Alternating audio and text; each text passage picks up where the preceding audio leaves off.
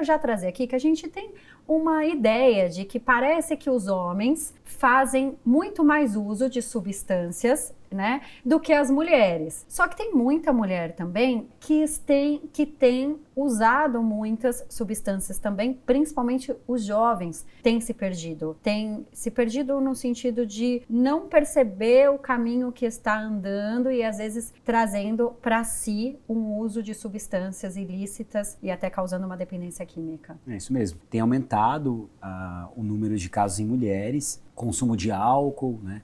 Principalmente, assim, é algo que a gente fica mais preocupado. E justamente porque você tinha...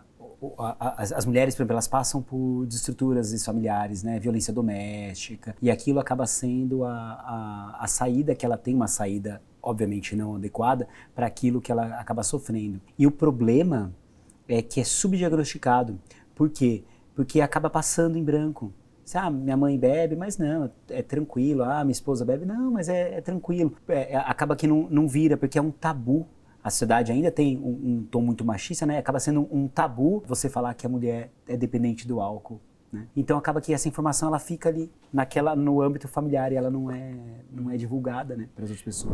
2 das maiores causas de morte em jovem, vocês sabem quais são? Álcool. Causas externas, acidente automobilístico, por exemplo, e aí álcool tem um grande papel, e outro suicídio, por exemplo, que está muito associado ao consumo de álcool também. Então, assim, é crítico, né? É crítico. É muito sério, né? O álcool tem evidência de que tem medicamentos, por exemplo, que ajudam, tá? Não é só, como a gente vai falar daqui a pouquinho, mas o álcool você tem naltrexone, por exemplo, que é um medicamento que ajuda bastante, vários estudos sobre tupiramato, então você tem medicamentos. Nos Estados Unidos tem o acamprosato, que dependendo da condição financeira a pessoa pode importar, né? Tinha até um tempo atrás no Brasil disulfiram, mas você tem alguns estudos com baclofeno, enfim, tem remédios que tratam e ajudam sim nesse tratamento. Mas é que a questão da dependência do uso, ela não é só química. Lembra que eu falei do aspecto químico, né, do aspecto social, de hábito e do aspecto psicológico? Não adianta você falar para a pessoa, toma naltrexona aqui que você vai ficar bem da dependência. Não, você tem N aspectos. E eu estou falando desses medicamentos porque é a evidência para quadros de álcool. Para os outros, todos os transtornos relacionados à dependência química, inclusive eu coloco os jogos, os estudos ainda são conflitantes. Usar essa palavra, assim, você não tem uma droga que ajude no tratamento da dependência da maconha, da cocaína com grande evidência, então você vai tentando usar muito do que usa no álcool e às vezes dá certo, mas se você não fizer toda uma reabilitação social, por exemplo, reintegração na empresa, aquilo não vai.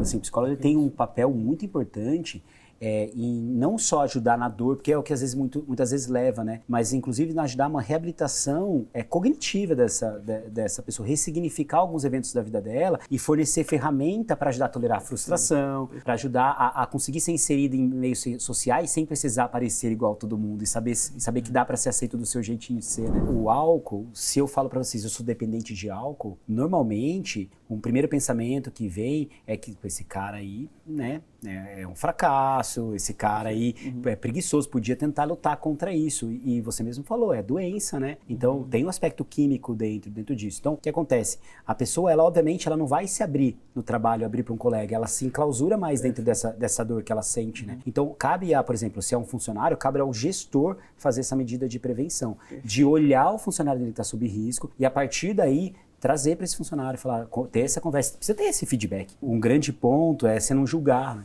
A empatia é você, de fato, olhar o outro pelo olhar dele. E o que você supõe ou tenta, no máximo dessa empatia, analisar essa história de vida dele. Então não cabe a gente a julgar. As pessoas acham que o psiquiatra, às vezes, é um médico que vai chegar e vai taxar, dar remédio, né? Então você vai dar a tarja preta, né? Que é o que todo mundo fala, que inclusive leva a dependência. Aí vai dar a tarja preta e o médico vai falar que você é louco e acabou. E aí volta daqui a um mês, assim, pra gente ver se você tá com o remédio fazendo efeito. E não funciona assim, né? Você tem que acolher, você tem que orientar, você tem que reabilitar. Médico como qualquer outro. A função é acolher, motivar, né, essa entrevista motivacional, ao mesmo tempo e também você vai lá e vai reabilitar as pessoas na sociedade, no trabalho, em casa, orientar. A gente interpreta, nós três aqui, cada um interpreta a vida de um jeito. A gente está nesse papo hoje e cada um tá tendo uma impressão sobre ele, com as minhas vivências, com os meus sentimentos e tal. O psicólogo, ele consegue ver em você aquilo que você tá distorcendo sobre a leitura que você fez agora, né? Sobre a leitura de como foi isso. Aí termina o vídeo, termina o programa hoje, aí eu chego e falo, nossa, falei muito mal, deu tudo errado. Então tá bom, onde é que você falou mal? Onde é que deu errado? O que foi que você errou? Me prova. Eu quero uma prova. e prova. Vamos conversar sobre isso, né? E a pessoa fala e percebe que não tem... Que não tem da evidência daquilo. Então, o psicólogo, ele começa a trazer evidência para você, mostrando que o que você tá, a lente que você tá enxergando, o óculos, ela tá distorcida, ela tá embaçada. Então, ele pode não trocar a estrutura do óculos, mas o que ele faz, ele troca a lente com que você analisa a vida, né? Essa é a função que eu vejo da terapia. Existem critérios para internação involuntária, e aí, por exemplo, o jovem... Vamos pegar até um menino que não tem 17 anos, tem 20 anos, tá? Tem responsabilidade civil e tal. Esse jovem, ele fumou maconha e ele teve um episódio psicótico.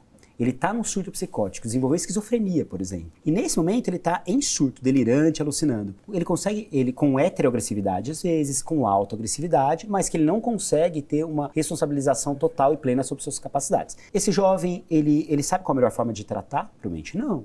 Porque delirante, ele vai ter uma noção irreal da realidade e ele vai achar que o que ele está falando ali está certo, e não está muito fora. Então, nessas situações, por exemplo, que você tem um surto secundário ao uso de droga, um LSD, um êxtase, uma maconha, precisa, se for grave o suficiente, precisa de uma internação. E aí, obviamente, você vai ter que ir por vias legais, né? Vai precisar ver Ministério Público, Defensoria Pública, enfim, vai ter que precisar agir de uma forma com que você tenha a autorização para essa internação. Agora eu vou pegar então uma coisa em que um aspecto do uso muito excessivo do álcool, da droga, da maconha, da cocaína, do crack, por exemplo, em que você não consegue sair daquilo. E você não consegue, até o momento, ter um insight pleno sobre aquilo que você está sentindo, de que aquilo está fazendo mal para você e mal para os outros. Nessas situações, essa pessoa, quando ela começa já a não produzir o que ela produzia, ter problemas sociais, familiares, violência doméstica, esse cara ele precisa de alguma forma, e ele não consegue sair sozinho, ele precisa de um atendimento mais